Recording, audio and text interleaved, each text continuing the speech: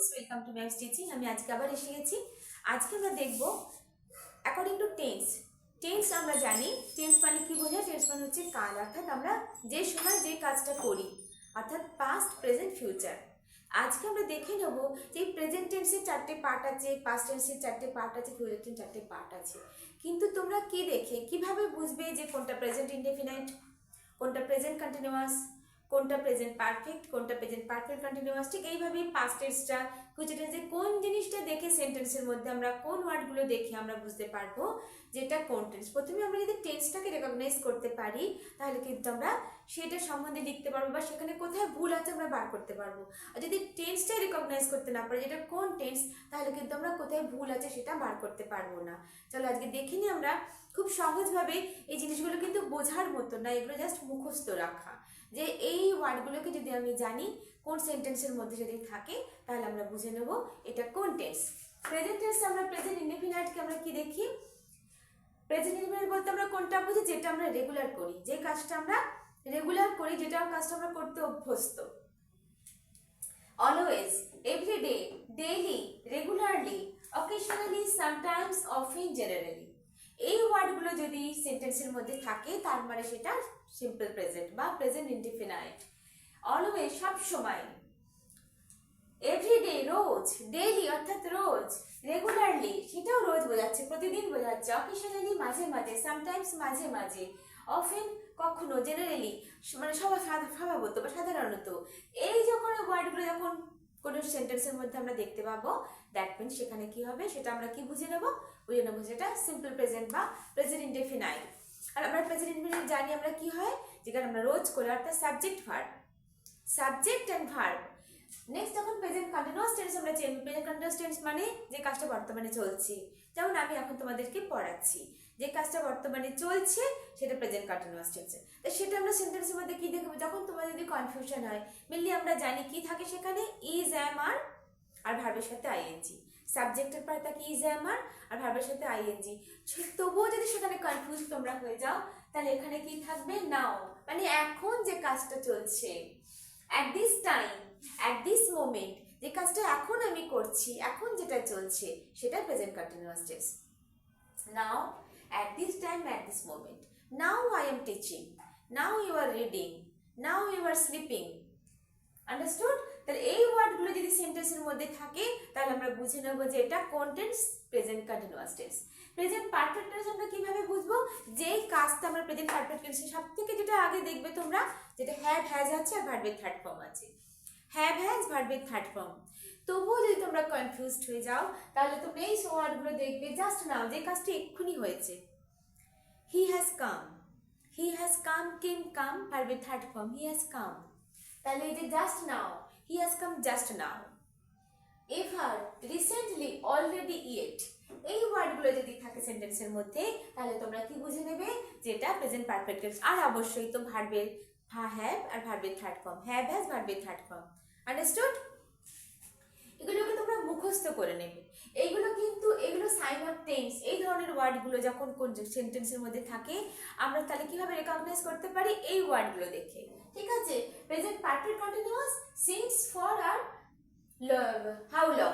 Since, for, how long, অর্থাৎ আমি কখন থেকে, একটা ডিউরেশন যখন বলি অনেকক্ষণ থেকে আমি দাঁড়িয়ে আছি, আমি সকাল থেকে দাঁড়িয়ে আছি, আমি 4 ঘন্টা ধরে দাঁড়িয়ে আছি, আমি 2 ঘন্টা ধরে পড়ছি, তাহলে সেগুলো আমরা কিভাবে বোঝাই? সিন্স, ফর, আর হাউ লং, কতটা টাইম, ডিউরেশন যখন বোঝায় তখন সেটা কি হবে?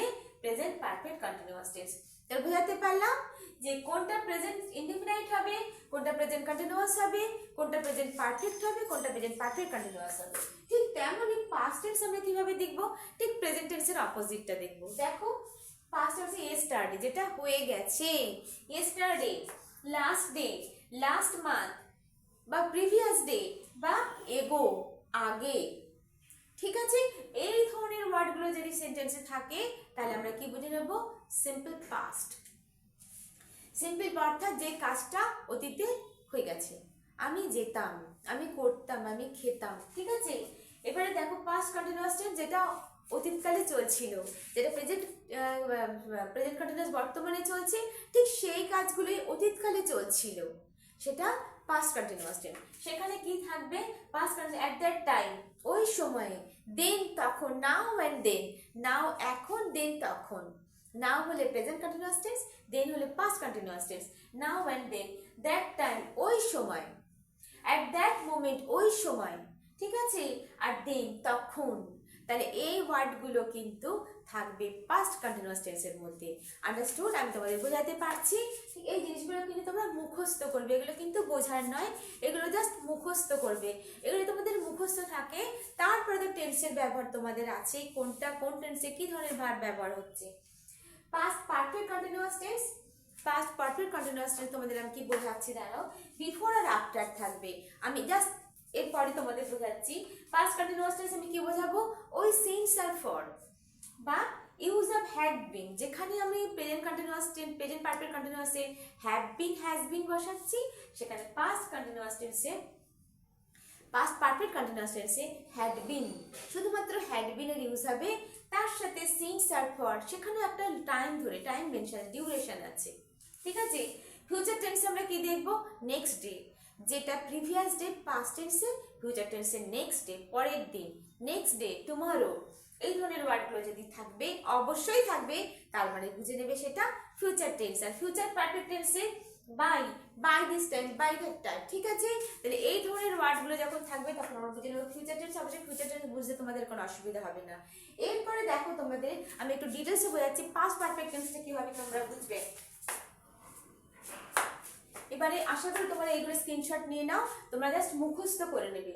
তোমরা একটা স্ক্রিনশট নিয়ে নেবে, তোমরা মুখস্থ, এখানে বোঝার কিছু নেই, এগুলো যখন মুখস্থ হয়ে যাবে, বুঝবে, তখন বোঝার ব্যাপারটা তখনই আসবে। আমার টেন্সের উপরে ভিডিও আছে, তোমরা দেখে নেবে কোন টেন্স কিভাবে আছে, কিন্তু সিগনিফাইং হচ্ছে এগুলো, যেগুলো দেখে তোমরা সহজেই একদম রেকগনাইজ করতে পারবে এটা কোন টেন্স। তার মধ্যে যদি কোনো ভুল থাকে তখন তোমরা ভুলটা ব্যবহার করতে পারবে। দেখো এরপরে দেখাচ্ছি তোমাদেরকে যে past perfect tense. Past perfect টেন্সটা কি বোঝাচ্ছে, পাস্ট পারফেক্ট টেন্স বোঝাচ্ছে যখন অতীতকালে দুটো কাজ হয়েছিল, যেটা আগে হয়েছে, যেটা আগে হবে সেটা হবে পাস্ট পারফেক্ট, যেটা পরে হবে সেটা হবে সিম্পল পাস্ট টেন্স। যেরকম দেখো, পুলিশ আসার আগে চোর পালিয়ে গেছে, পুলিশ আসার আগে চোর পালিয়ে গেছে, বা বৃষ্টি হবার আগেই আমরা পৌঁছে গেছি, বৃষ্টি হবার আগেই আমরা পৌঁছে গেছি। তাহলে সেন্টেন্সটা দেখো, এবারে যেটা আগে হবে সেটা হবে পাস্ট পারফেক্ট, যেটা পরে হয়েছে সেটা হবে সিম্পল পাস্ট। তাহলে আমি যদি বলি দ্য পুলিশ, পুলিশ এসেছে তারপর চোর পালিয়েছে, তা তো নয়। তাহলে পুলিশ আসার আগেই চোরটা পালিয়ে গেছে, তাহলে আমাদের কোনটা কাজটা আগে হয়েছে, চোর পালিয়ে গেছে। তাহলে আমরা কি লিখবো, দা, এখানে পুলিশ না, এখানে হবে দ্য থিফ